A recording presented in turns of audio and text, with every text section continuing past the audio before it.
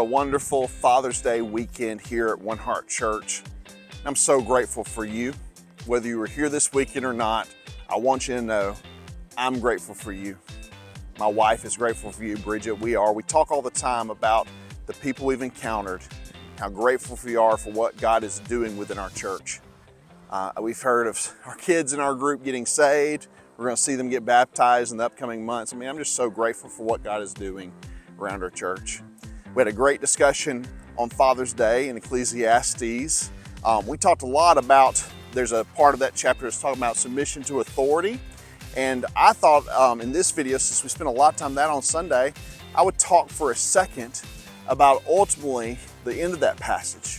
He talks about submission to authority and earthly kings and stuff to ultimately get to the part that talks about how God's ways are not our ways. And boy, isn't that true. So many times, Bo wants to dictate his life. And yet God has a much better way for me to operate. And I miss it so many times, especially when I'm rushing in my life. Perhaps I'm not quite in tune with God and His Word. Maybe my prayer life has been a little shallow, or man, I've gotten irritable about some situations and things along the way. I can name story after story of moments where Bo is pushing an agenda for Bo's life and he misses what God's trying to teach him in the moment. God's ways aren't our ways. And a lot of times our lives don't exactly look like what we want them to. And life can be really hard at times, and it can throw us curveballs that are full of much pain and anguish and tragedy and things that we have to overcome. But yet, if we'll zoom out for a second, if we'll take the pedal off the gas and instead try to see what God is doing, we can gain a hope-filled perspective. I think that's why Solomon's talking about authorities and kingdoms. Sometimes kings, or in our country, presidents. But if we'll zoom out and remember that God's still on His throne, He never wrings His hands over the macro problems or over the micro problems, the things that are individually a problem for your life. He doesn't wring His hands over these problems.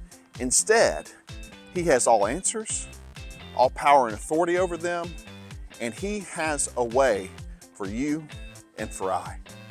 So it just gave me some hope, man. As I'm dealing with my dad and his health situation, it gives me hope. God's not wringing His hands over a health situation with my father. He has an answer. We just have to continue to trust that He will bring and provide a way of healing for him. Sometimes with the kids, right? When we don't know what their future will look like. We don't wring our hands, but instead we look to a God who has all authority over our kids' futures and their pathways. All of our fears and anxieties as parents over them, we give those to God. But I think as we roll through the summer, my encouragement to you is not just to fill up your calendars this summer, but make space for you to sit down and hear from the God of heaven and let Him speak into your life and show you what ways in which He might be working for you and your family this summer. Because we can blow through a lot of things, move very fast with a lot of plans, but yet forget to ask the God of heaven to speak into our plans, to dictate His plans for our lives. So yes, we submit to authorities because God has entrusted this world to those authorities. We sometimes don't understand what's happening in our big picture world, why wars exist, why certain rulers rise and other ones fall. We don't understand. But ultimately, we must trust that God does have an ultimate plan. And although sometimes it's hard to see it in the minor moments, in the small things, or in our individual lives, ultimately He's working for good. Good for you, good for me, but also good for our world. And one day, His Son will return. One day, the struggle will be over. One day, peace will come on earth.